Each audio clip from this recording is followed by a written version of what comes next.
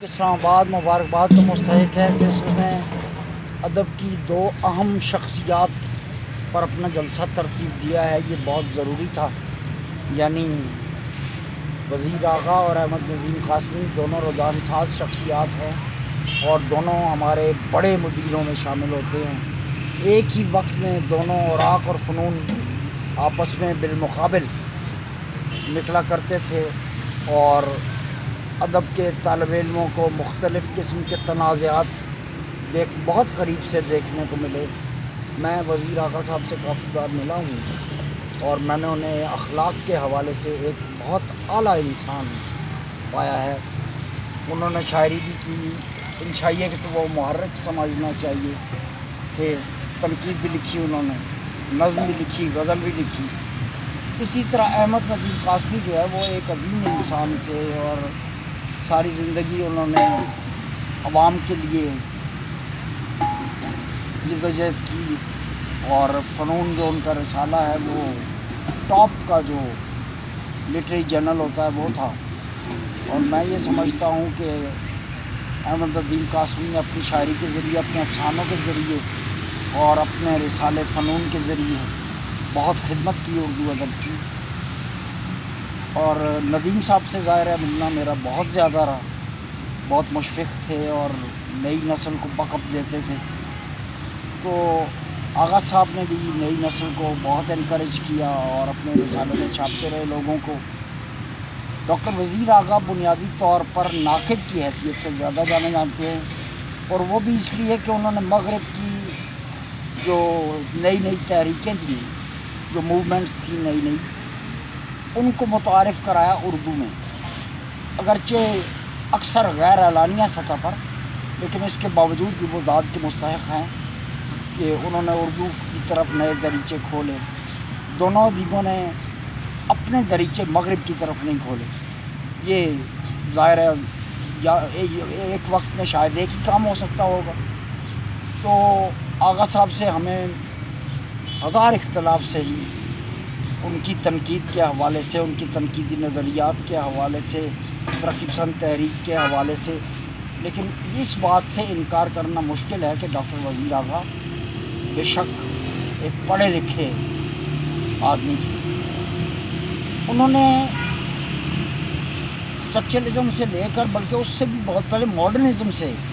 لے کر post modernism تک کے مباحث اپنے رسالے میں اور اپنی کتابوں میں چھیڑے ہیں، اور مغرب کے جو افکار ہیں، وہ مغربی ناقدین کے جو افکار ہیں، انہوں نے ایک قسم کا یوں سمجھیے کہ ایک اچھا برا ترجمہ کر کے اس کو پیش کیا اردو میں،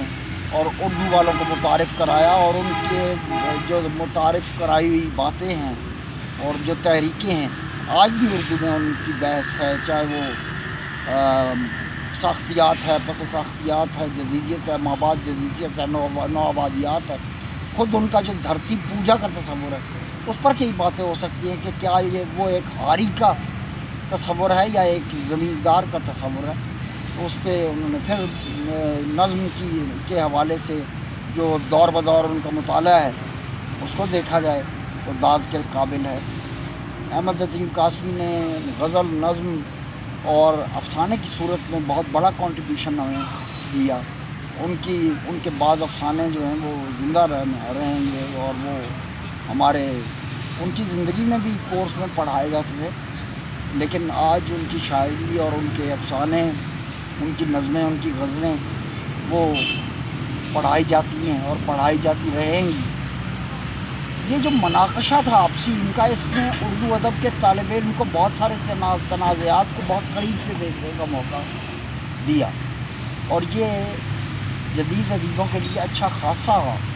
ایک خوشگوار تجربہ تھا، اور وہ تجربہ جو ہے وہ آگے چل کے کئی لوگوں کے کام بھی آیا۔ اچھا، وزیر آغا کی توسیع میں تو لوگ آج بھی تنقید لکھ رہے ہیں، اور وہ نئے مغربی نظریات جو ہیں ان سے مروبیت وہ ہمیں آج بھی نظر آتی ہے، اور آج بھی ہمیں معلوم ہوتا ہے کہ کس طرح بعد کے لوگ جو ہیں وہ چاہے ہندوستان کے ہوں یا پاکستان کے ہوں، وہ مغربی نظریات کو کس طرح انہوں نے آن کیا، اور انہوں نے کوشش کی کہ ان کو اپلیکیبل بنا دیا جائے، اردو میں اپلائی کیے جا سکیں، یہ تھیری اپلائی کی جا سکے. اور اس کوشش میں کئی ادیب جو ہے وہ منہ کے بل گرے بھی، کیونکہ ظاہر ہے کہ ہم انڈسٹریل ایج سے گزرے ہی نہیں ہیں، we are still an agrarian country. لیکن مغرب میں یہ جو ماڈرنزم ہے یہ انڈسٹریل ایج کے ذریعے آیا تھا، اور پوسٹ ماڈرنزم سائبر ایج کے ذریعے آیا. اور وزیر آغا نے اس میں بڑھ چڑھ کے حصہ لیا. انہوں نے ایک تنقید، اپنی تنقید کو امتزاجی تنقید کا نام دیا، جو اصل میں کینتھ برک کی تنقید ہے، سنتھیٹک کرٹیسزم، جس کو مینی لیول کرٹیسزم بھی کہا جاتا ہے، کولیبریٹو کرٹیسزم بھی کہا جاتا ہے، اور کولیکٹیو بھی.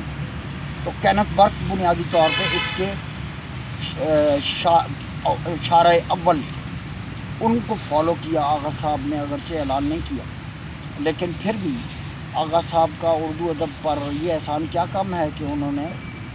مغرب کی تھیریز جو ہیں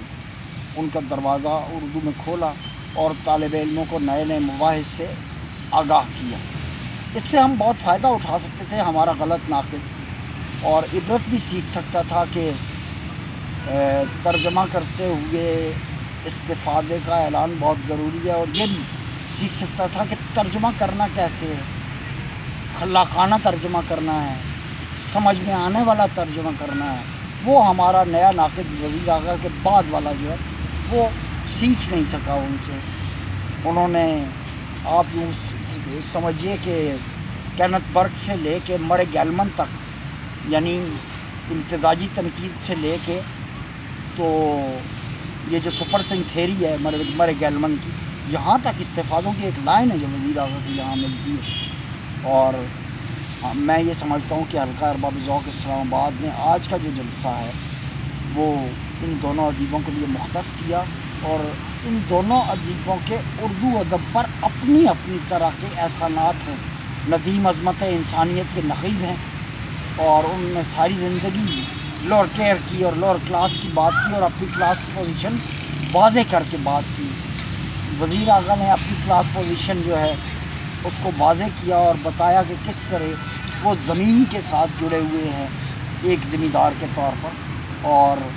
اپنے نظریات کو دھرتی پوجا کا تصور جو ان کی بھی ایک پیچھے بہت طویل کمٹمنٹ کی، مولانا صلاح الدین سے لے کے میرے جی سے ہوتے ہوئے پھر اوراق تک ان کا سفر ادبی دنیا کا جو ہے وہ ہمارے سامنے ہے. تو اس پر تفصیل سے بات ہو سکتی ہے، لیکن پھر کبھی صحیح. فی الحال تو یہ ہے کہ حلقہ ارباب ذوق کے لیے مبارکباد اور بہت ساری دعائیں.